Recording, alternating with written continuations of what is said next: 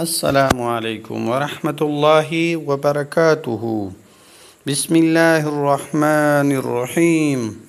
ټول تعریفونه د رب ذوالجلال د فاره چې خالق او مالک او پروردگار د کل عالم دی، او درود پاک په خاتم الانبیاء د مدینی جانان حضرت محمد صلی الله علیه وسلم باندې.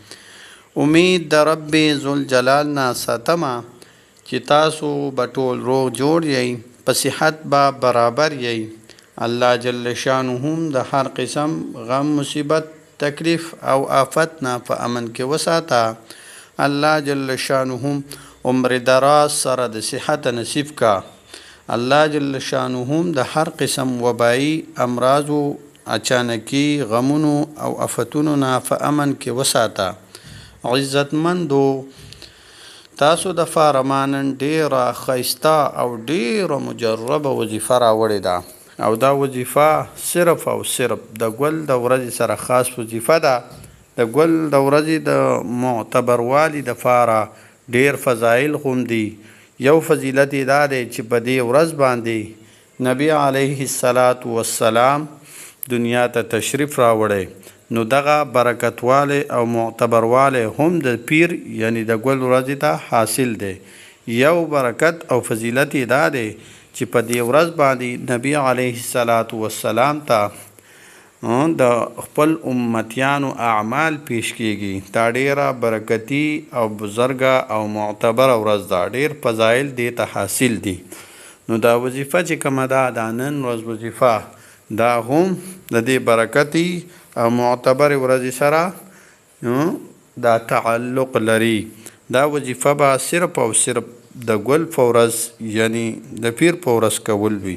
هغه وظیفه ډیره اسانه هم ده او ډیره طاقتور او ازمایلی شوې وظیفه ده. هغه کومه ده، راځو هغه وظیفې طرف ته. اول به په نبی علیه السلام باندې درود پاک وویل. سو پیری وي چې اووه پیری وي، که درې پیری وي، که پنځه پیری وي، او که 11 پیری وي، دغه صحیح طریقه ده. او بیا د هغې نه پس 1500 ځله یعنی 500 مرتبه دا به څه وکئ، دا وظیفه وکئ. وظیفه کومه یوه ده؟ سبحان الله سبحان الله سبحان الله. دا به 1500 ځله ووایئ، او بیا به د هغې نه پس درود پاک په نبی علیه السلام باندې ووایئ. د دې وظیفې په کولو سره به الله جل شانه ستاسو د رزق په باره کې چې څومره مسایل وي، مطلب رزق نه وي، پریشانی وي، نو الله جل شانه به د خپلو غیبو خزانو تاسو له رزق درکوي. یا رزق راځي خو په هغې کې برکت نه وي، څنګه راشي ایسته ختم وي، نو الله جل شانه به په دې کې برکت هم اچوي.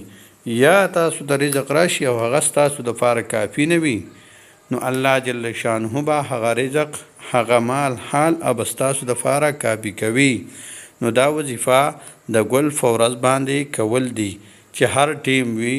نو دا وظیفه چې وکړئ، الله جل شانه به د څومره د رزق مسلې وي، نو دا به په دې سره د دې وظیفې په برکت سره او په خپل فضل و کرم سره دا مسایل او دا وظیفه چې کم کول دي، دا مسایل به ورسره د رزق په اړه کې چې کم دي، هغه ټولې مسلې او مسایل به ورسره حل کیږي.